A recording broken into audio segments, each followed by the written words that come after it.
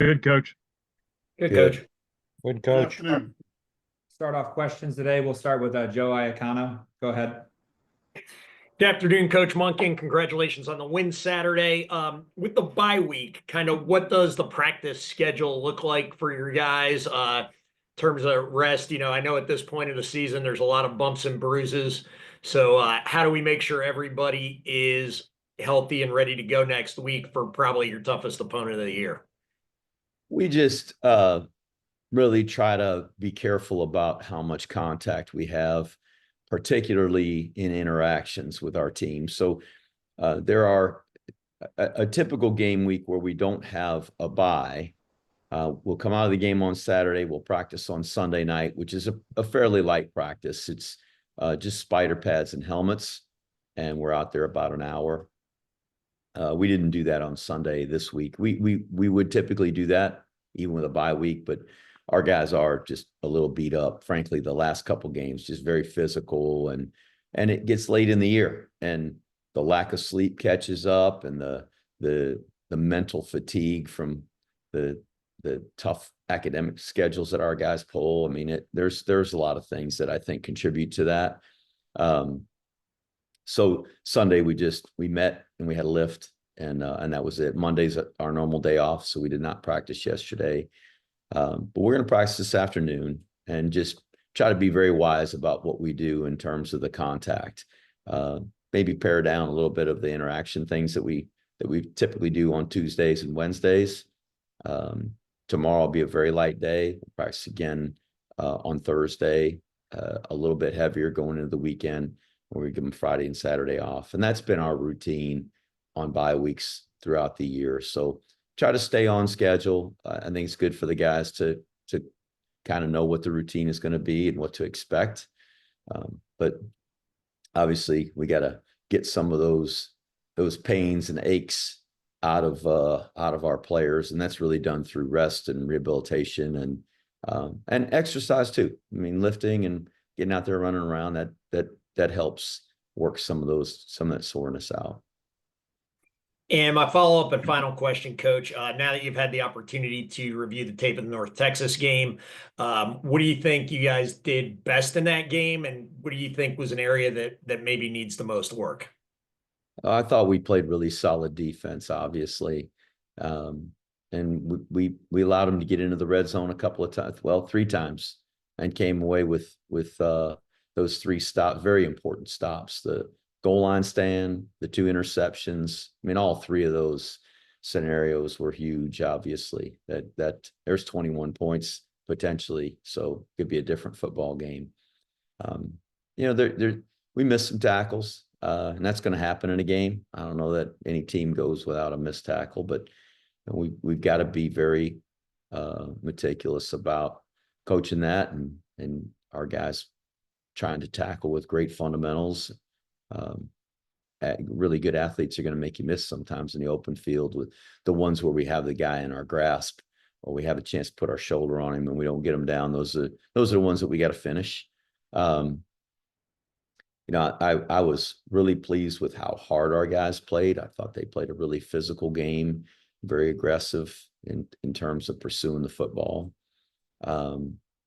Offensively, I thought our offensive line did a good job of blocking them, and give them credit. I mean, they had a good plan. They had a couple of weeks to prepare for us.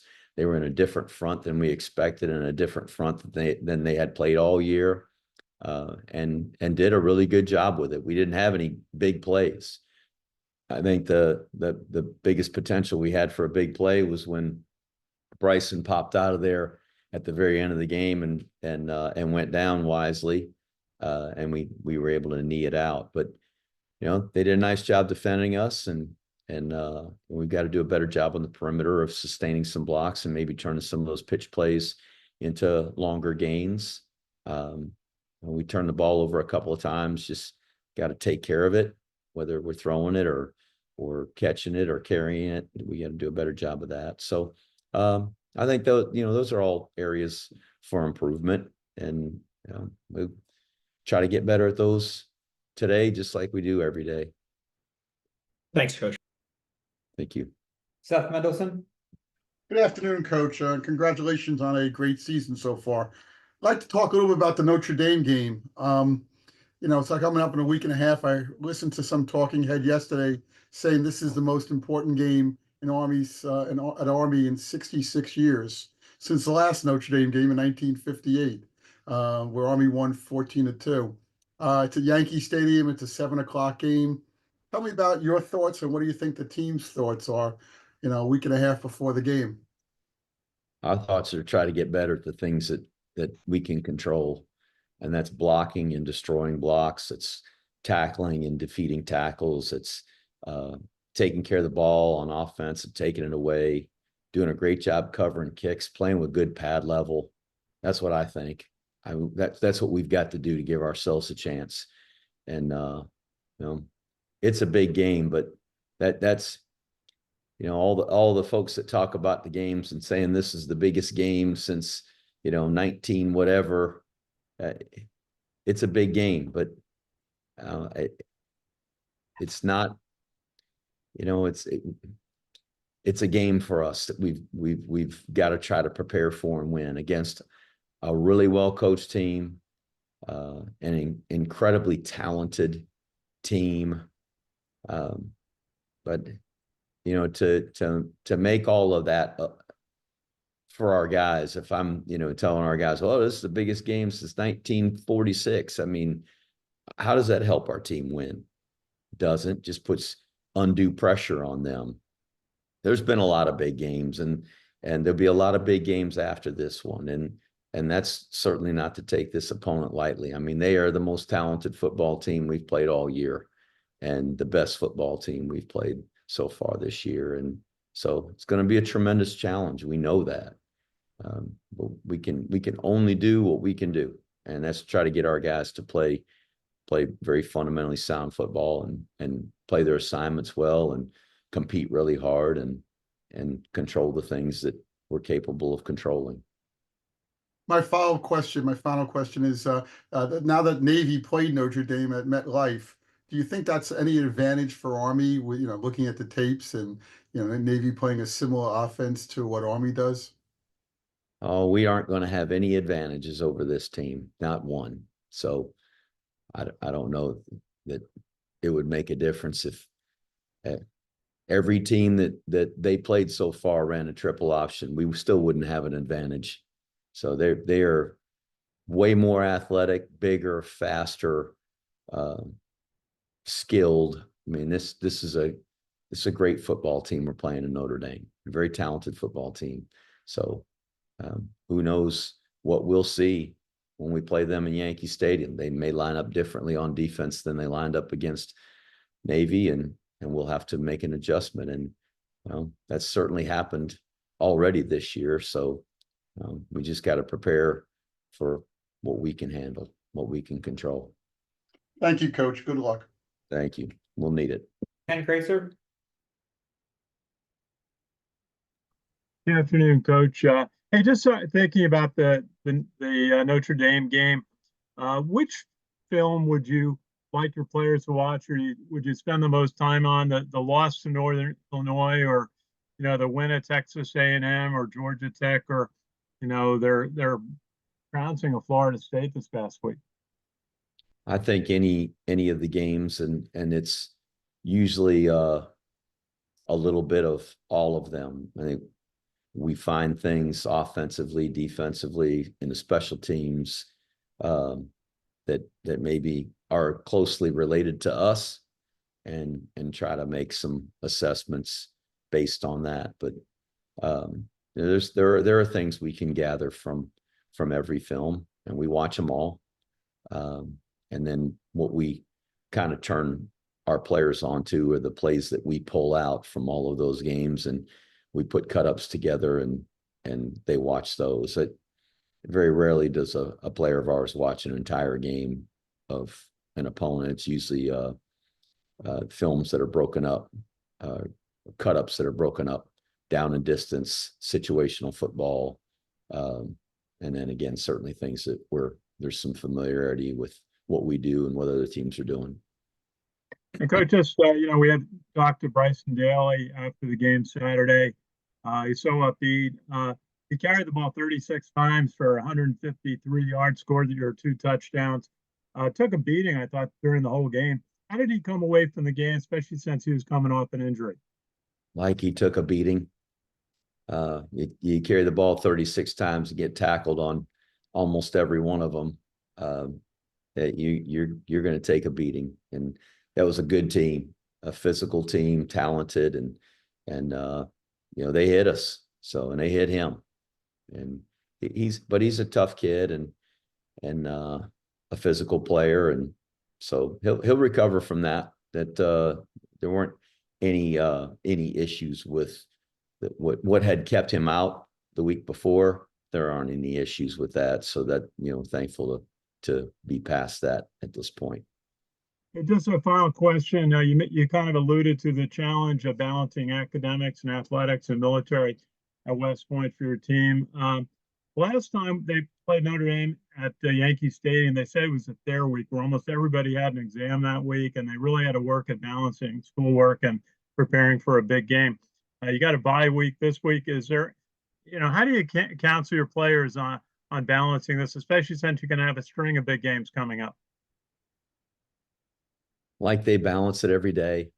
And there really isn't a balance. It's, I said something to somebody a week ago, maybe. They got a rucksack that they carry around here when they do their march outs, and they go out to Camp Buckner, and those rucksacks are stuffed full. And for a guy that plays college football at West Point, you can open up that rucksack and try to stuff whatever's in there twice. I mean, it's hard, and there's no way to balance it. So they manage it. That's all they do. They manage it, and it's difficult. It's more difficult for some than others, but it's difficult on all of them. But I don't have any advice for them on that. They know what they need to do to handle the academic rigors here, and that's the most important thing, that they do that, and that they handle their professional duties in the Corps, which they do, and then prepare for football. But there's no excuses. It's just that's who we are here, and our guys become accustomed to it. And our veteran players, they've been doing it for 2, 3, some of them 4 years, so they'll handle it. Thanks, Coach. John Charan. Congratulations on the win, Coach. You talked about the physicality of the last 2 or 3 games. Could you talk about the importance of having a good rotation of players able to come in to spell guys and give them a bit of relief? Well, some of the positions we do rotate a good number of players. The defensive line, that has a pretty steady rotation.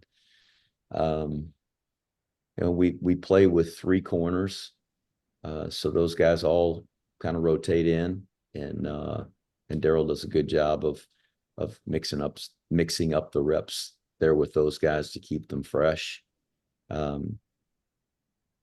Our inside linebackers, Brett Jarena plays a good bit. He doesn't play as much as the other 2 guys, but gets some reps to spell those guys. At safety, a few reps for the other guys, mostly the starters. Our offensive line, 4 of our offensive linemen played the entire game. Only Paulo Generali, he didn't play the entire game. He was spelled by Will Jeffcoat for, I think there were maybe between 10 and 15 snaps. But our quarterback played the whole game, and we played Kanye most of the game. Jake came in some. The receivers get a pretty good rotation with Casey and Liam Fortner. Those 2 guys. Liam played more snaps. And then the slots with T-Rob and Noah. Those guys shared the reps, and Hayden got more than Miles Stewart. Those guys kind of share theirs as well. Parker Pulaski played oh, I think he probably played 10 or 12 snaps at tight end to spell David. So, we got some guys that those are fairly familiar names that we've seen throughout the year. So it's nice to have some depth that we can play some other guys. But there's just some positions where guys are going to play the whole game, and other positions where we're able to rotate a little more liberally. Great, Coach. Thank you very much. Thank you. Ken McMillan? Hey, Jeff. I noticed the other day you didn't have your receivers on the outside as much. You were playing very tight formation, not throughout the game, but more than I've seen. Was it something that North Texas was showing you, and was that the most effective way of being able to run the ball? Well, we felt like it was. Obviously, as I said, we didn't get a defense that we expected.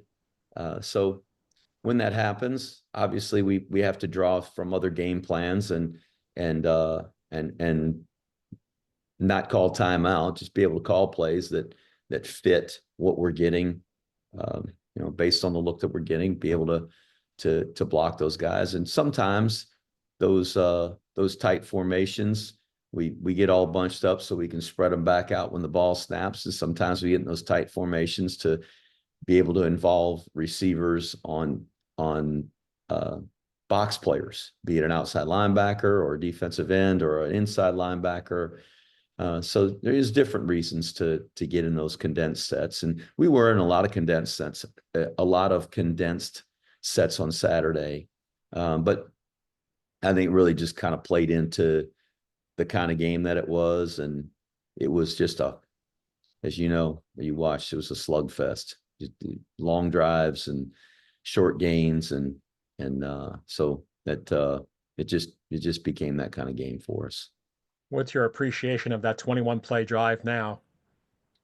Yeah, it was a great drive, and it's hard to do that. It's hard to play 21 snaps, and we had a holding penalty in there that we had overcome. That was that's difficult. I don't know. The last time we had one like that, we've had some long drives. We had some long drives that have been over 13 minutes, 12 minutes. That is a long drive, but it accomplished what we wanted to by scoring a touchdown and also by eating a lot of clock, and that limited the possessions for the other team. And it's really kind of our philosophy in terms of why we run the offense that we run. It's to control the clock and limit the possessions of our opponent and give them fewer opportunities to score. So that drive certainly accomplished that. Jeff, I know you play whomever you are assigned, but as a college football fan, as a college football historian, what is the significance of an Army Notre Dame matchup? It's not like you see that every year, like Oklahoma, Texas, Michigan, Ohio State, but how special or how needed are these types of rivalries for college football?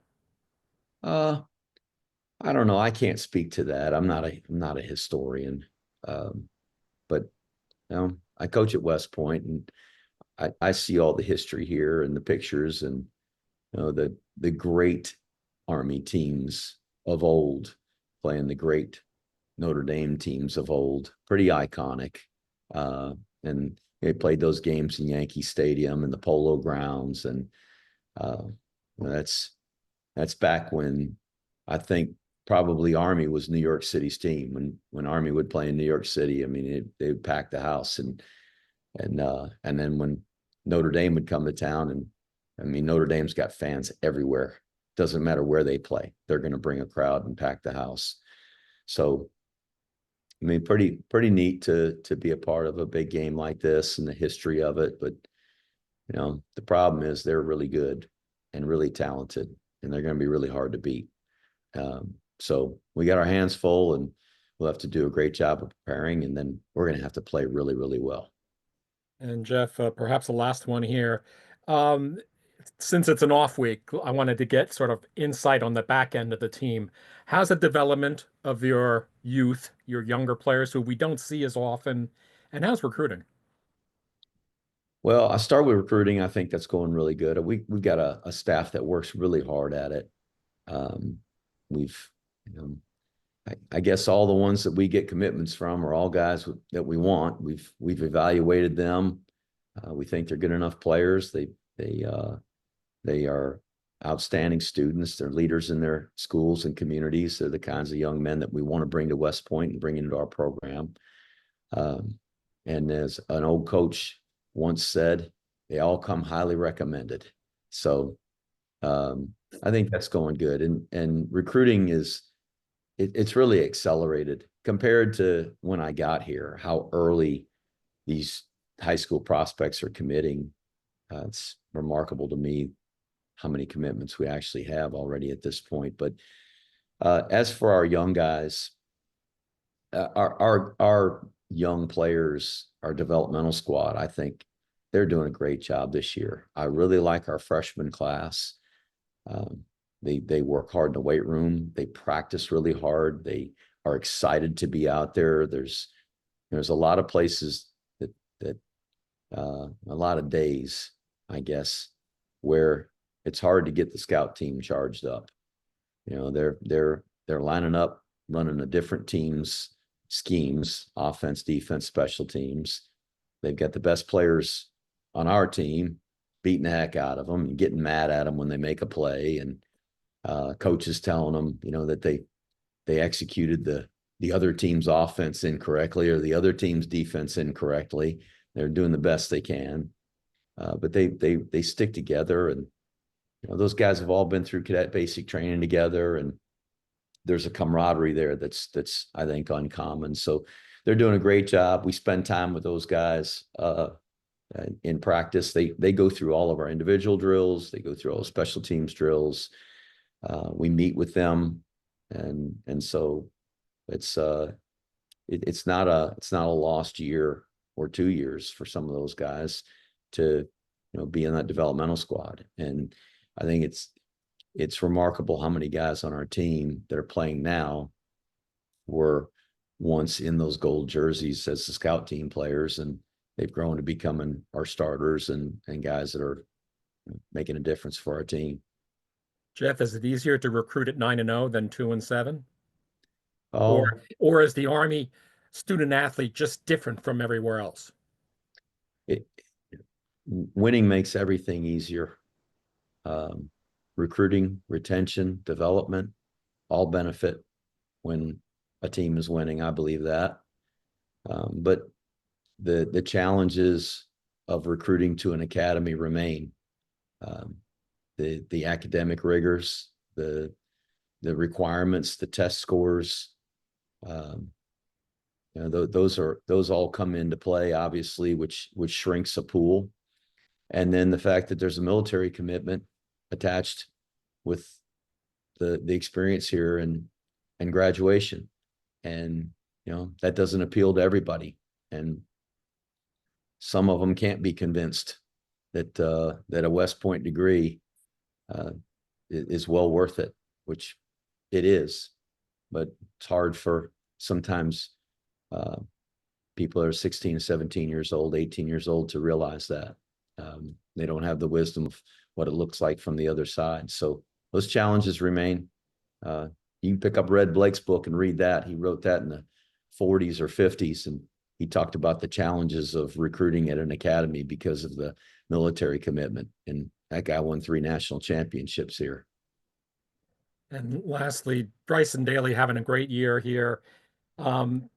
Beyond this season, I've heard you mention that he's more of a fullback than anything. What do you see as his NFL prospect as A, a quarterback, and B, somewhere else?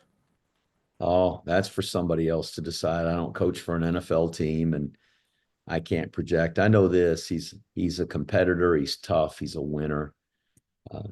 He's really good at what we ask him to do, and so hopefully there will be NFL teams that find value in that, and I'm confident they will. You got a guy like that runs the ball the way he does, is as physical as he is.